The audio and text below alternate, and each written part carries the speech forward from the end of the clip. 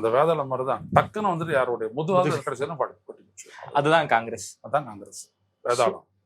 அதை வந்து சொல்லியே இருக்காரு விபி சிங், இது ஒரு வேதாளம் அப்படின்றதெல்லாம் சொல்லியே இருக்காரு. ஸோ காங்கிரஸ்ல இருந்து வர்றவனும் வேதாள மாதிரி தான் இருப்பான் அப்படின்னு சொல்லியிருக்காரு அவரு.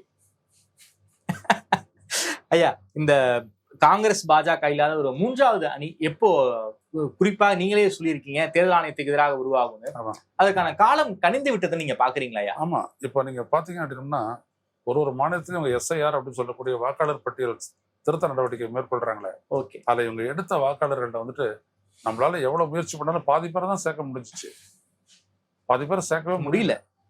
அப்படி சேர்த்திருந்தா இன்னைக்கு வந்துட்டு முடிவுகள்லாம் பரவலா மாறி இருக்கும்.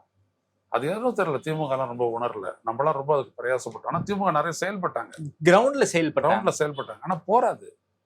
ஏன்னா இது வந்துட்டு அவன் வந்துட்டு ரொம்ப சீக்ரெட்டிவா அவனுடைய பிளான் என்னன்னு தெரிஞ்சால் ஒழிய நீங்க அவனை கவுண்டர் பண்ணவே முடியாது. ஏன்னா அவன் வந்து சீக்ரெட்டா ஒன்று பிளே பண்றான், அது இவிஎம்.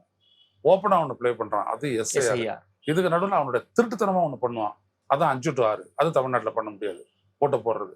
அதுக்கப்புறம் இவிஎம்ஐ குட்டி போடும், ஓட்டை குட்டி போடும். அது ஆந்திராவில் பண்ணியிருக்கான், ஒரிசால பண்ணியிருக்கான், புரியுதுங்களா? அது குட்டி போடும், குட்டி போட்டு பார்த்தீங்கன்னா ஒரு 10% ஓட்டை குட்டி போட்டு வைக்கும். அது இவ்வளோ வேலை இருக்குது அதுக்கிட்ட. ஸோ அந்த இவிஎம்ஐ ஒழிக்காம பிஜேபியை ஒழிக்க முடியாது, பிஜேபி ஒழிக்காம ஜனநாயகத்தை காக்க முடியாது, ஜனநாயகத்தை காப்பாற்றாம இந்தியாவை தேத்த முடியாது. இவ்வளவுதான் விஷயம். ஆச்சி மசாலா, எந்த சமையலும் ருசி தேடும் ரகசியம், 20 ரூபாய்.